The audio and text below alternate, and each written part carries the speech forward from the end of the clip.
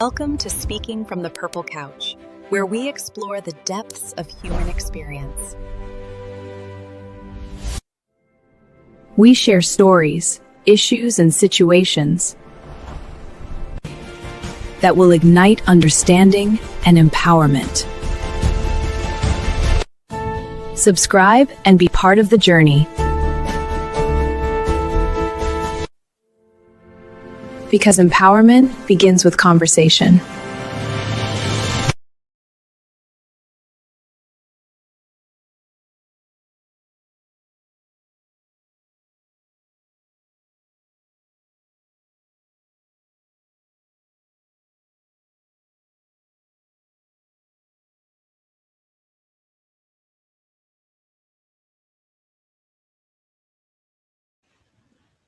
Hello, everyone, and welcome. I am live. This is me, live, not Memorex. I'm going to blow myself up soon, but as you can see, this is a story time. It's a true occurrence. And like I told you, I have worked in places around well known people. And so a lot of things that I talk about is not about hearsay.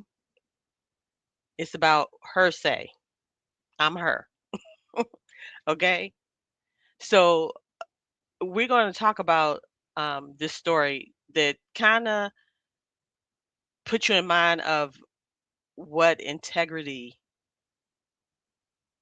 means and what needs to be in the church. So we're also going to talk about vision and how the future church almost made it to the evening service. Okay. And yes, this really happened. And let me try to blow myself up. Let me see. Did I go right here? Nope. Right here. Okay. There we go. There we go. Hey, everyone. Hey, got my red, whatever this is. Okay. So, yes, this is story time. This really happened. Okay.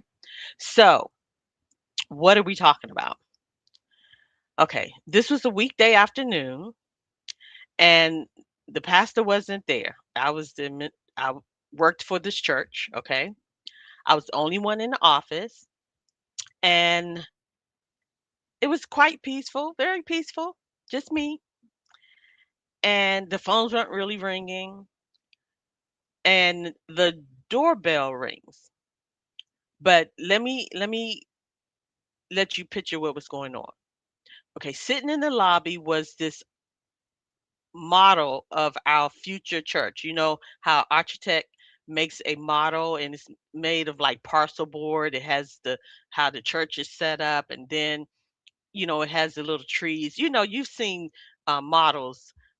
Okay, so this model was done by an architect that we had actually paid. Well, I had generated the check for the model. So we had the model of the future church, right?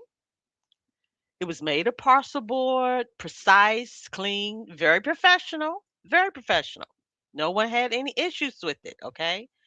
And I think it was really nice.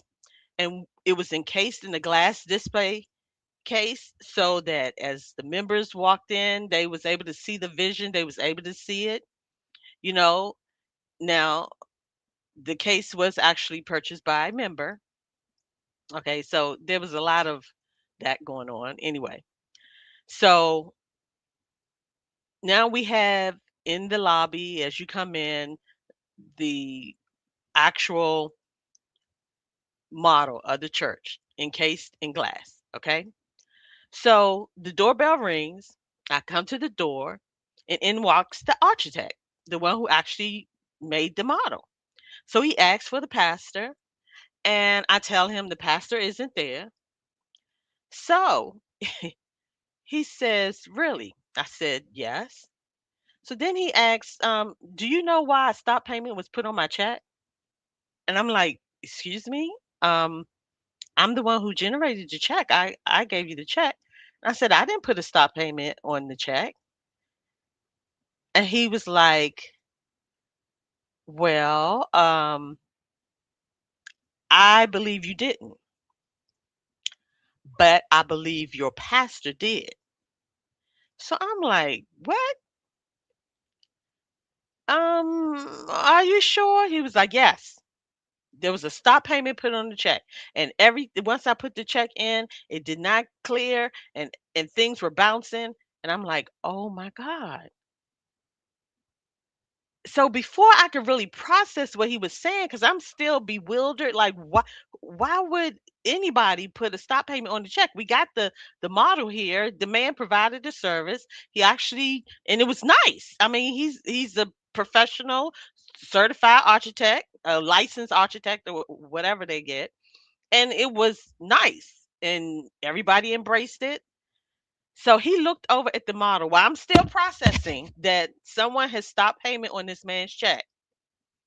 And he said, well, since I wasn't paid for it, I'm going to destroy it. So I'm like, so I'm standing there and he goes, opens up the top of the glass case and he picks up the model. He lays it on the floor and he laid it down there really, really nice. But then brother man started jumping on it, stomping on it. I mean, he was crushing it. He was jumping, stomping, I mean, it was like this was therapeutic for him. He was crushing that model. It was in pieces. You know, the little trees was here, there. You didn't even recognize the whole little front of the church. I mean, it was smashed, dashed, and just looking crazy. And I'm standing there like this grown man is jumping up and down on this model and he did not care. He was in his zone, and he was determined he was going to destroy this model because somebody stopped the check. Now, at this point, the vision of the church had already gone to be with the Lord. The honey, the model gave up the ghost. It gave up the ghost. Okay, so when he finished, he said, "Tell him I was here." And I'm like, okay. And he just left. I kind of looked down at it. I'm like, oh, wow. And I was like, I'm not cleaning up because somebody need to see the aftermath of this. So a few hours later, the pastor comes in. And by then, a few members had already came in, mostly ones they like clean up or whatever. They came in, they saw it, and they didn't know what to do with it. I was like, whatever. So we were having this is the weekday, but we were having an evening service. So the pastor had one of the deacons go and clean it up so the rest of the members wouldn't see it.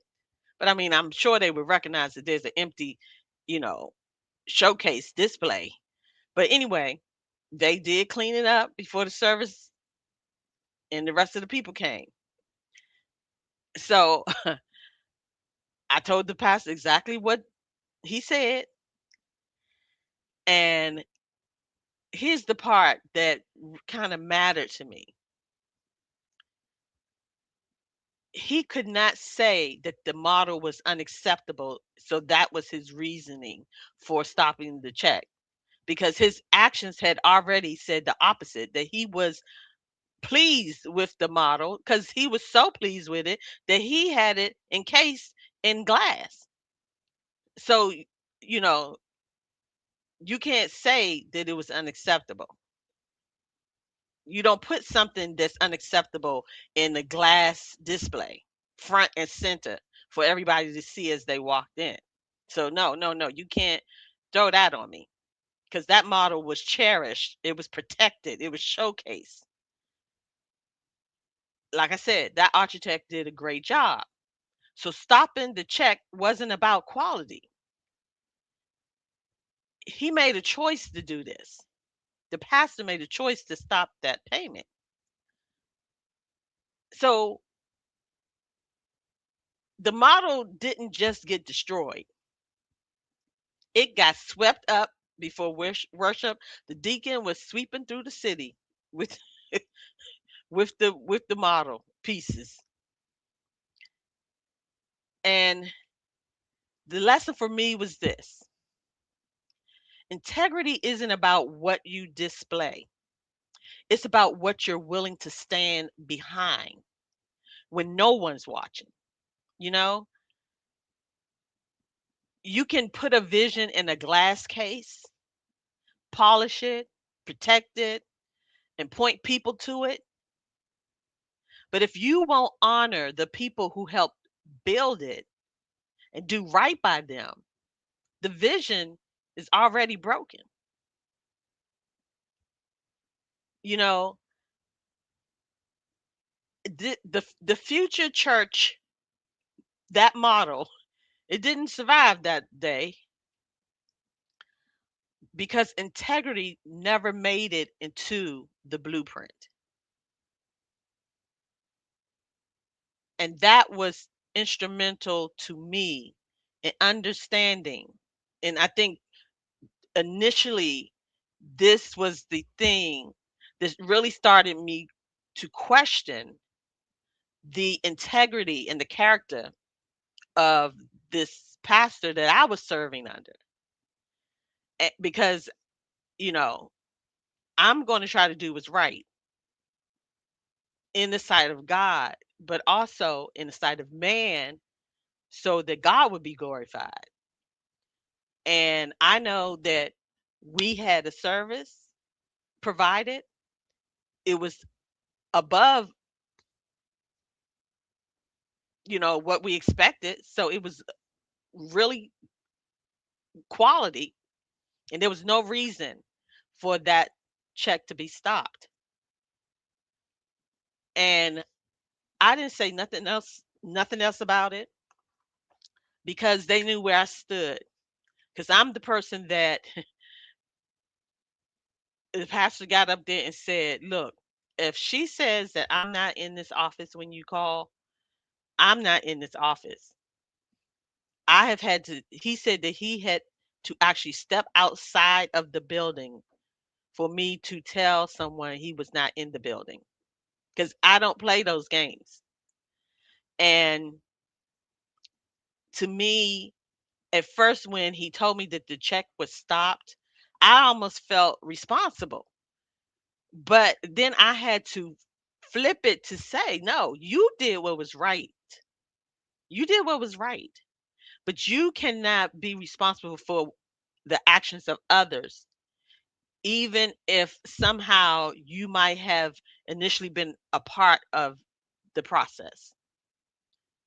So I'm just saying to you all that we need to really look at the character and the integrity of the people that we serve under because you don't want to be caught up in some mess when you are setting out to do the right thing and then someone else comes behind you and does something foul and it's like what, and especially when it's your leader. That thing kind of really, it upset me very much so. But again, I really felt bad and I could tell, and he reassured me, the architect reassured me. He knew that I didn't have anything to do with it. But the point of the matter is it still was representative of our church as a whole, I feel, when the leader fails, when the leader's integrity and character comes into question. I still feel it's a reflection on the whole church. So I did later express, my concern, and there was still no explanation that was satisfactory to me because I did express that we had the product. So because we had the product, when we received the product, there was no issue because we could have gave it right back to him and said it's not up to standard, but it was more than what we expected. So to do that to someone, and we are the church, and just think now, he was he was a Christian, but just think if he wasn't, and we wanted to be representative of the kingdom, so that our works will draw him into becoming a part of the kingdom. That would have left a bad taste in his mouth. It left a bad taste in his mouth being a Christian, but it definitely would not have been something that would actually bring someone in to the fold. So we have to think about even how we deal with people that are in the kingdom and out of the kingdom when we're doing business. So I just wanted to share that story. But I'm telling you, I can still see that man jumping on that daggone model. I mean, he was determined that it was going to be smushed to smithereens and it was no repair. Even if we tried to find some tape and glue, it was no way we was going to be able to put Humpty Dumpty back together again. So you all be blessed. And I just wanted to share that with you, and have a wonderful evening, and have sweet sleep.